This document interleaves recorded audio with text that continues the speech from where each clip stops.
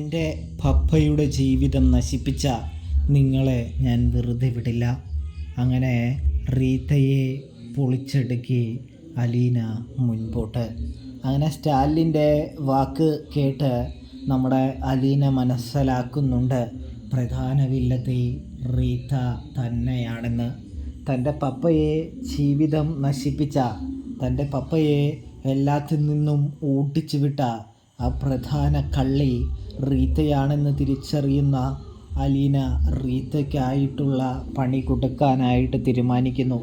കാരണം പപ്പയുടെ ഈ അവസ്ഥ മറികടന്നാൽ മാത്രമേ പപ്പ ജീവിതത്തിൽ ഒരുപാട് മുന്നോട്ട് പോവുകയുള്ളൂ എന്ന് അലീന മനസ്സിലാക്കുകയാണ്, തിരിച്ചറിയുകയാണ്.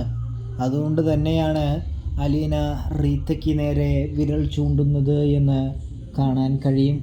അലീനയ്ക്കാണെങ്കിൽ തൻ്റെ പപ്പയെ ആയുഷ്കാലം മുഴുവൻ കണ്ടുകൊണ്ടിരിക്കണം. അതിന് ഒരു വെല്ലുവിളിയായി നിൽക്കുന്നത് റീത്ത തന്നെയാണ്. കാരണം റീത്തയാണ് സ്റ്റാലിൻ്റെ ജീവിതത്തിൽ ഒരുപാട് ബുദ്ധിമുട്ടുകളും പ്രശ്നങ്ങളും ഉണ്ടാക്കിയത് എന്ന് കാണാനായിട്ട് സാധിക്കും.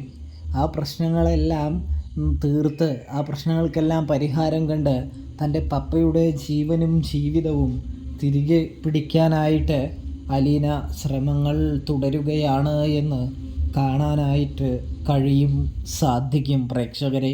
ഇതേ സമയമാണ് വീണ്ടും റീത്ത എവിടേക്ക് വരുന്നത്? അലീനയുടെ മുൻപിലേക്ക്, സ്റ്റാലിൻ്റെ വീട്ടിലേക്ക് കടന്നു വരുന്നത് എന്ന് കാണാൻ കഴിയും. ഉടനെ തന്നെ റീത്തയെ പിടിച്ച് ഭിത്തിയിലൊട്ടിക്കും തരത്തിലാണ് അലീനയുടെ പെരുമാറ്റമെന്ന് കാണാനായിട്ട് കഴിയും.